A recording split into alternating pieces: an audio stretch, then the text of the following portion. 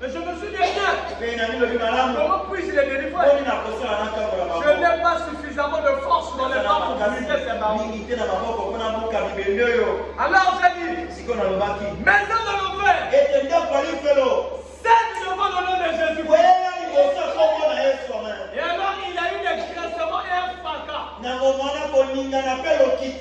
les rochers et les barreaux sont tombés. Et les gens couraient en criant, délivrez, délivrez, délivrez. Et ils criaient de toute leur force. Et ils ont tous été délivrés. Et là moi je criais, frère Roy Border, où es-tu? Dieu est en train de délivrer son peuple. Tu n'es plus lié. La voix du 7e ange a donné. Et je ne regrette pas de ton problème. Oh, moi, on m'a vu le kyste. Le kyste est capable de me sortir.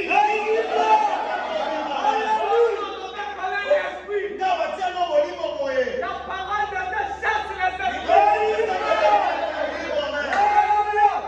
Oh, moi, j'ai mal au pied. La parole est capable de te guérir. Ne vous inquiétez de rien. Dieu délivre son peuple. Quand Dieu avait promis la promesse, ils nous ont vus. C'est un pays réel. Mais dans le pays, il y avait des géants. Il y avait des hommes formés là-bas. Quand Caleb et Josué ont vu ça, ils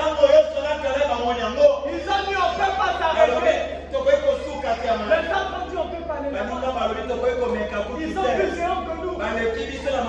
Alors Dieu, on est comme des sauterelles. Ça, c'est ça les inquiétudes. Les inquiétudes ne pourront pas tuer la foi. Caleb est le type du vrai croyant.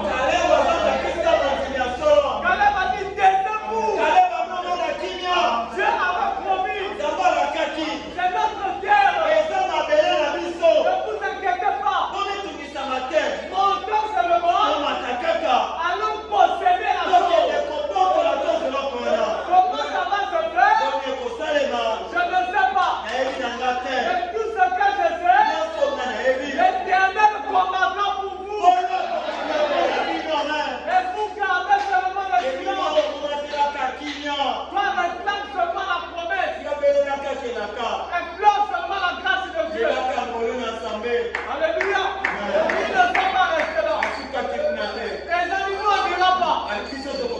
Josué et Caleb ont dit, nous on va partir. Parce que si je reste là, j'ai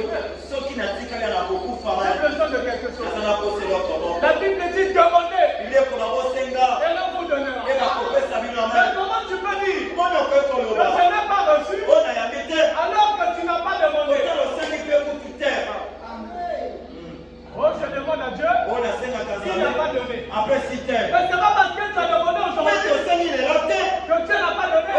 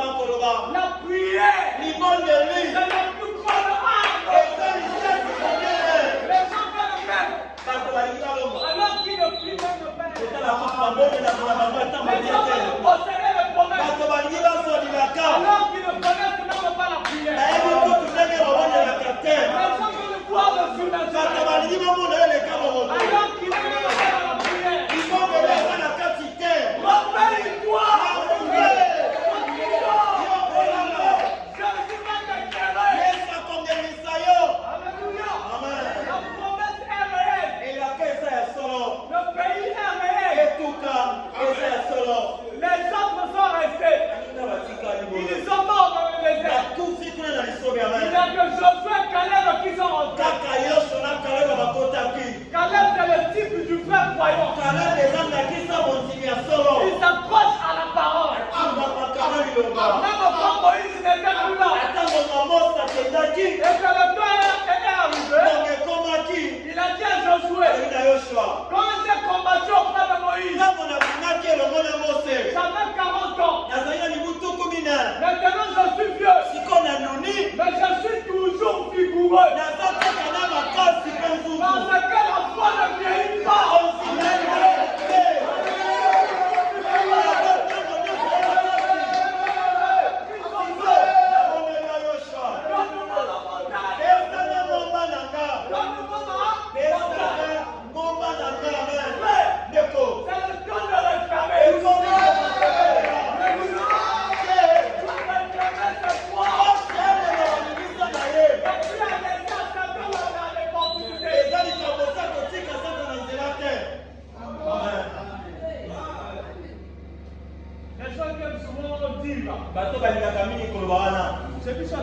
Chez nous, ça a toujours été ainsi.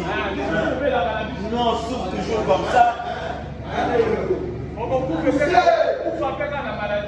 mourra avec cette maladie. Chez nous, c'est normal. Et ben, la vie, c'est ça, la maman, la maman, maman souffert de céphalée. Maman, la maman, comme un amour, qu'on soit. Père aussi. Tata, la maman, c'est normal. Et ça, la maman, donc, et même le nombre de Dieu qui vient vous prier. Tu rentres, tu te noies, même tu te fatigues. Assez évangéliseur. Et il te prêche. C'est normal. Et ça, la makanango. Ah, c'est normal. Hein? Et ça, la makanango. Parce que là, même si tu pries contrairement, ça partira pas. Parce que Satan a fait croire que c'est. C'est ta vie, c'est comme ça. Et ça, bon, il est comme si tu as un bon mot. Nous tous en souffrent du diabète. Et c'est normal. Et ça, toute maladie était démon. Toute maladie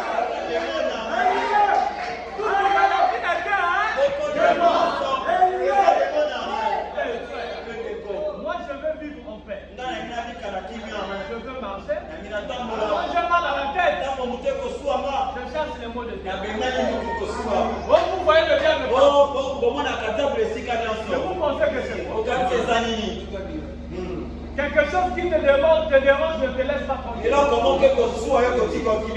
Mais Jésus nous dit, tenez-vous tranquille. Comment tu seras tranquille avec une douleur?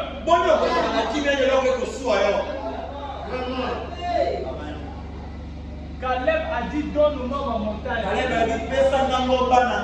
vais monter. Il a réclamé. Est-ce que vous êtes avec moi? Malgré son âge, il n'avait pas perdu espoir. Il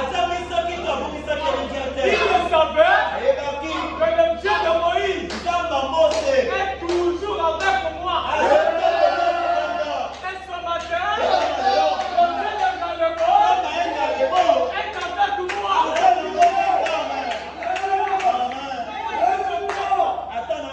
Même si je crois, seulement personne ne croit. Quand tu marches, il y a un homme qui te précède. Voilà, c'est seulement la parole. Quand les inquiétudes viennent, dis à ces inquiétudes que Jésus est déjà pourvu. Quand les disciples étaient en train de s'inquiéter, le prophète de Galilée, le jeune prophète puissant, alléluia. Maintenant il est parti. Comment allons-nous faire? Jésus est venu au milieu d'eux. De la même manière, Jésus était venu au milieu d'eux. C'est de la même manière que Jésus vient quand tu l'appelles. Tu sais pourquoi tu ne crois pas ça? Parce que Satan t'ouvre les yeux comme ça. Il t'a dit regarde bien. C'est le béton.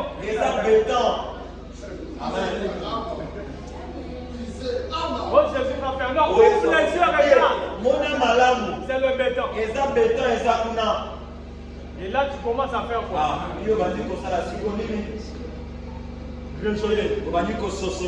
Vraiment, n'a pas un homme qui marche avec sa Bible. Ils avaient peut-être pas lu. On lui a dit, mais si dans cette Bible, il est écrit que tu peux traverser ce mur.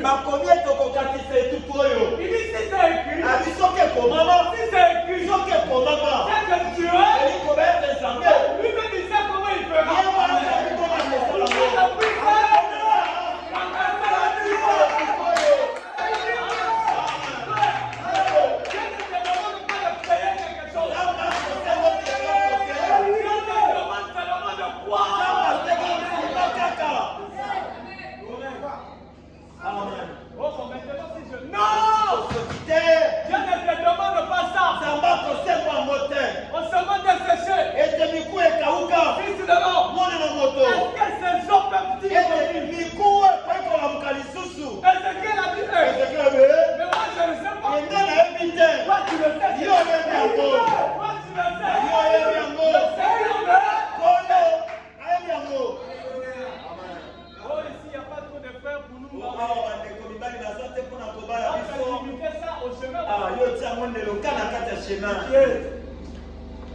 Il a limité ça au chemin.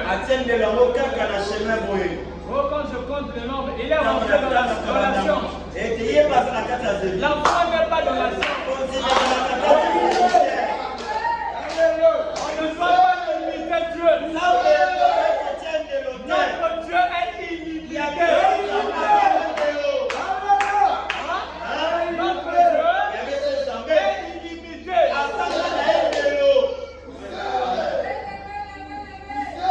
Je lui ai dit, parle à ses ossements. Quand il a parlé, on se met de sécher, écoutez la parole de l'Éternel. Il a prononcé la parole. Dieu lui-même a soufflé le vent. Frère, les gens ont passé d'inspiration dans la prière. Parce que la révélation peut aussi venir quand vous priez beaucoup. Oh, fils de la vie.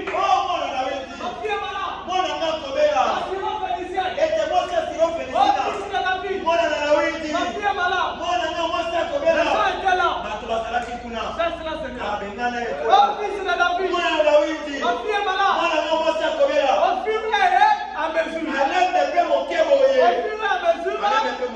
Elle a appelé le vrai nom.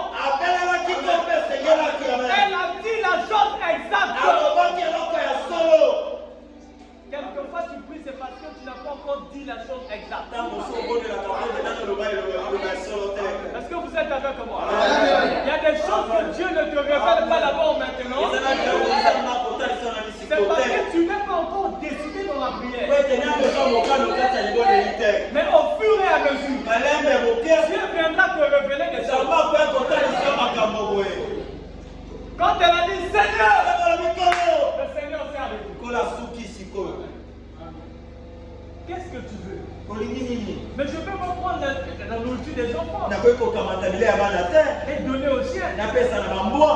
Frère, la foi, c'est la révélation. Quand Jésus tira comme ça, c'est à tel moment que le Père au ciel avait pris quelque chose.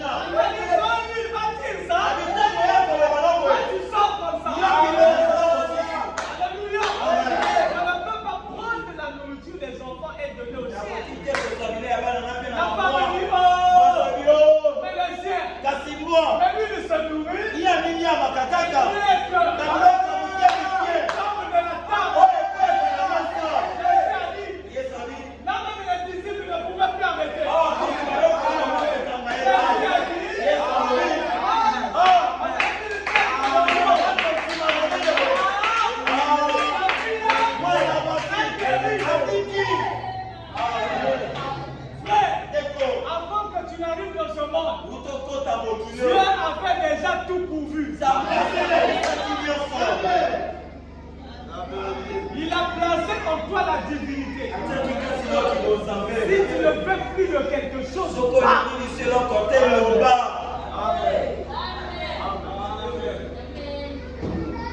si tu ne veux plus de quelque chose, tu ne veux plus de quoi?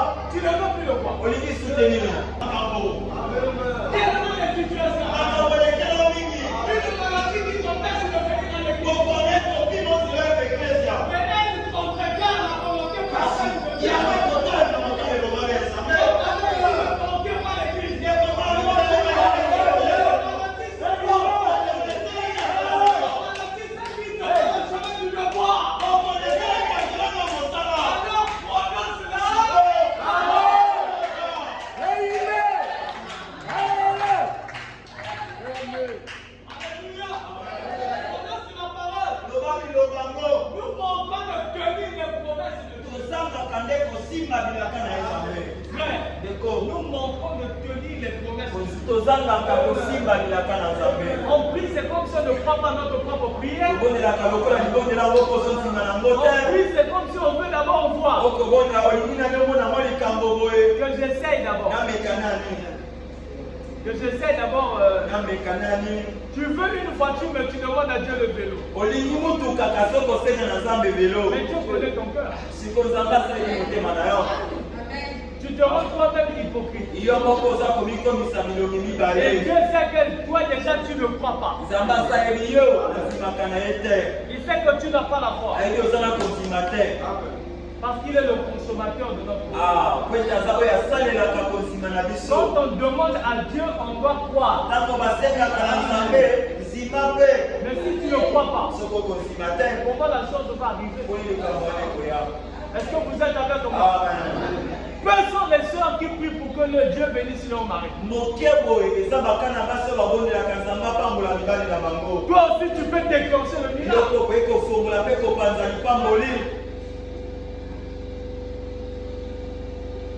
Je dis peu. Peu de soeurs sont dans les prières. Beaucoup de gens ne jeûnent même plus. Les gens ne jeûnent plus. Les gens veulent avoir des gens qui les comportent conformément à ce que lui veut. Dieu sait que sa parole est là, même si tu pleures. Il t'a déjà dit que tout ce que toi tu veux, ça est là. Mais tu dois combattre. Quand ils sont rentrés à Jéricho, ils ont dû combattre. Pour s'emparer de leurs promesses, ils ont dû combattre. Mais celui qui a fait la promesse, il combat de ton côté. Il est avec toi. Nous ne sommes pas ces soldats qui reculent à la bataille. On combat pour rester sur place. Beaucoup se sont dit des chrétiens. Beaucoup se sont dit des croyants. Mais quand les inquiétudes arrivent ici, les gens ne veulent même plus écouter frère Branham.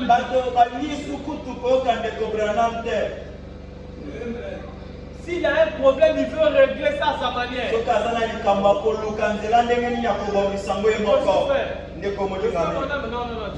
Non, laisse ça. Moi-même, je sais comment je règle mon problème. Si vous mettez Jésus derrière, vous allez régler. Mais si vous mettez Jésus devant, Jésus va vous accorder la victoire. Frère, quelquefois ne connaît pas le plan de Dieu. Dieu a sa manière de faire les choses. Dieu a sa manière. Et quelquefois il t'a privé de quelque chose, tu ne sais pas pourquoi. Il y a des gens qui leur privent d'argent parce qu'il n'est pas encore mûr. Dès que Dieu va libérer les millions. Mon Dieu. Il a oublié l'église. Le prochain frère, le pasteur qui t'a appelé, il ne connaît pas chez moi. Ne blaguez pas avec le pouvoir de l'argent. Il ne connaît pas chez moi. Je suis là.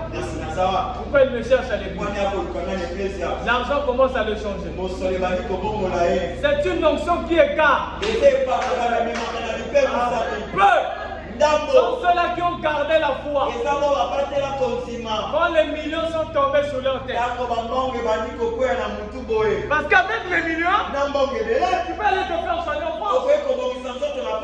Mais Dieu, c'est le dernier mot. Est-ce que vous êtes avec moi? Dieu a le dernier mot. Je finis par ce témoignage. Je veux le dire qu'un pasteur au CSU, elle devait mettre au monde. Et quand l'enfant était déjà là, et vous savez comment ça se passe. Les sages-femmes ont dit s'il n'y a pas d'argent là-dedans. Quand vous voyez où le monde est arrivé, quelqu'un qui souffre, vous dites que s'il n'y a pas d'argent, donc aussi il m'a aidé. En train de crier. Ah, venez m'aider. On appelait cet homme de Dieu. L'homme de Dieu qui a la pêche. Quelqu'un qui est au village qui a la pêche. Le frère a dit, nous on n'a pas d'argent. Mais on a celui qui donne l'argent. Allez mettre le téléphone à son oreille. Au nom de Jésus. Moi, on a Abima. Quand il a fini, même pas 5 minutes, elle commençait à appeler les sages-femmes. Venez prendre l'enfant est déjà sorti. Même